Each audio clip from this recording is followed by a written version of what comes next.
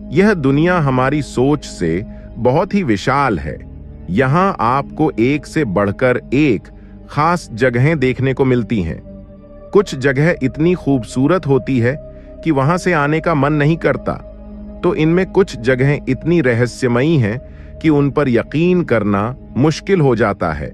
वैसे इन रहस्यों को सुलझाने के लिए वैज्ञानिक सालों से लगातार कोशिश कर रहे हैं, लेकिन अब तक सुलझा नहीं पाए हैं। आज हम पृथ्वी की उन रहस्यमयी जगहों के बारे में जानेंगे जो अपने अंदर कई रहस्यों को समेटे हुए हैं।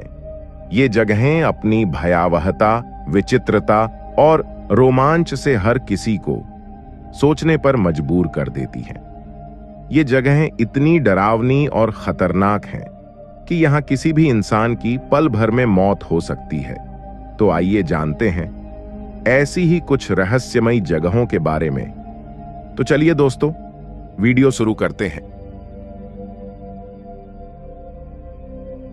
कंकालों से बनी सुरंग। दोस्तों, आपने सुरंग तो बहुत देखी होगी, लेकिन आज हम आपको कंकालों से बनी सुरंग के बारे में बताने वाले हैं, जो पेरिस में है। इस चमचमाते शहर में एक ऐसी सुरंग है जहां खौफ परसा रहता है। यह सुरंग इंसानी कंकालों से बनी है। यह सुरंग 18वीं सदी की है और टूरिस्टों के बीच अट्रैक्शन का केंद्र है। कहा जाता है कि यह सुरंग 60 लाख लोगों के कंकालों से बनी है और यह सुरंग करीब 320 किलोमीटर लंबी है। यह सुरंग पेरिस कैटाकॉम्ब नाम से मशहूर है। इस सुरंग की दीवारें कंकालों से बनी हुई हैं और इस शहर की सबसे रहस्यमय जगह है। सुरंग के कुछ ही हिस्सों को टूरिस्ट देख सकते हैं और कुछ हिस्सों को बंद कर रखा है। सही मायने में यह जगह पूरा कब्रिस्तान है। यहाँ जगह जगह लोगों को इंसानी कंकाल दिखते हैं और ये इंसानी खोपड़ियां इतनी ज्यादा है कि पूरी दीवार ही बन गई है। यह उस वक्त की बात है जब 18वीं सदी में पेरिस के कब्रिस्तान के लिए जगह कम पड़ गई थी। उस वक्त लोगों के शवों को भूमिगत खदानों में डलवा दिया था। कहा जाता है इनकी 1780 से लेकर 1814 के बीच करीब 60 लाख से अधिक शवों को इस सुरंग में डाला गया था। इस रहस्यमय सुरंग में पुलिस को करीब 9 साल पहले एक सिनेमा रूम मिला था।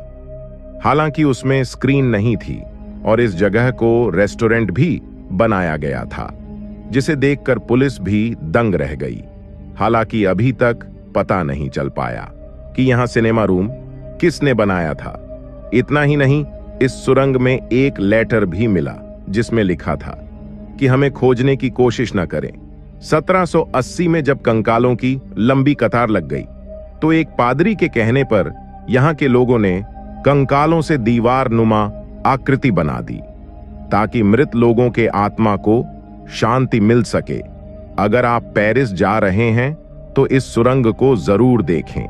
मानव कंकाल वाली झील। रूपकुंड झील में अजीब सा रहस्य समाया हुआ है। हर साल सर्दियों के बाद जैसे ही बर्फ पिघलती है, वैसे ही इस तालाब में मानव कंकाल तैरने लगते हैं। साल 1942 में यहां पर ब्रिटिश के फॉरेस्ट गार्ड को सैकड़ों नर कंकाल मिले थे। इतने सारे कंकालों और हड्डियों को देख ऐसा आभास होता था कि शायद पहले यहां पर जरूर कुछ न कुछ बहुत बुरा हुआ था। शुरुआत में इसे देख कई लोगों ने यह कयास लगाया कि हो न हो ये सभी नरकंकाल जापानी सैनिकों के होंगे जो द्वितीय विश्व युद्ध के दौरान भारत में ब्रिटेन पर आक्रमण करने के लिए हिमालय के रास्ते घुसते वक्त मर गए होंगे। वैसे वैज्ञानिकों को जांच के बाद पता चला कि ये कंकाल जापानी सैनिकों के नहीं थे, बल्कि ये नर कंकाल तो कम से कम 1200 साल से भी ज्यादा पुराने हैं। इसके बाद समय समय पर इन कंकालों का परीक्षण होता रहा। इन परीक्षणों के आधार पर वैज्ञानिकों के मत अलग अलग सामने निकल कर आए। कई वैज्ञानिकों का कहना है कि इन लोगों की मौत किसी महामारी के कारण हुई। रूपकुंड झील में ये नर कंकाल कहां से आए, इसका सही जवाब किसी के पास नहीं और साथ ही इस पर वैज्ञानिकों की अपनी अपनी राय है। वैले हाउस, जो कि अमेरिका का सबसे भूतिया घर माना जाता है। वैले हाउस कैलिफोर्निया के सैन डिएगो में स्थित है। इस घर की कहानी सुनकर आपके भी रोंगटे खड़े हो जाएंगे। वैसे इस मकान का निर्माण साल 1875 में थॉमस वैले ने कराया था। थॉमस वैले ने अपने सरनेम के आधार पर ही इस घर का नाम वैले हाउस रखा था। सारी सुख सुविधाओं वाले इस मकान में वैले अपनी पत्नी और 3 बच्चों के साथ रहने आए थे। मकान में शिफ्ट होने के कुछ दिनों बाद ही उनके सबसे छोटे बेटे जूनियर थॉमस की मौत बुखार के कारण हो गई थी। इसके बाद एक एक करके इस परिवार के सारे सदस्यों की मौत हो गई।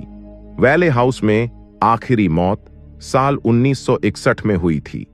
अपने परिवार के साथ थॉमस भले ही इस घर में रहने आ गए थे, लेकिन उनका मानना था कि इस घर में आत्माओं का वास है।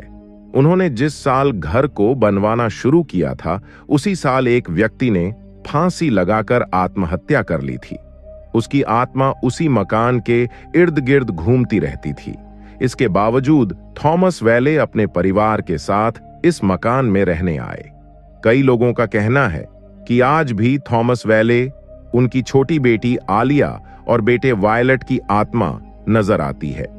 घोस्ट हंटर्स की टीम ने भी इस घर का रिसर्च किया था। इस दौरान उनका सामना थॉमस वैले और उनके परिवार के सदस्यों से भी हुआ था। टीम के एक व्यक्ति का कहना था कि उसने कमरे में एक कुर्सी को अपने आप हिलते हुए देखा। जब वह पास गया तो कोई खिड़की से कूद गया। उस दौरान खिड़की पर खून भी लगा हुआ थे। हालांकि कुछ समय बाद इस मकान को सरकार ने अपने कब्जे में ले लिया और इसे म्यूजियम का रूप दे दिया। इस घर में जाकर लोग आत्माओं को महसूस करते हैं। तो दोस्तों, आज की इस वीडियो में बस इतना ही। उम्मीद है आपको वीडियो पसंद आया होगा। वैसे वीडियो को बनाने बहुत मेहनत लगती है। हमारी मेहनत लिए वीडियो को लाइक जरूर करें।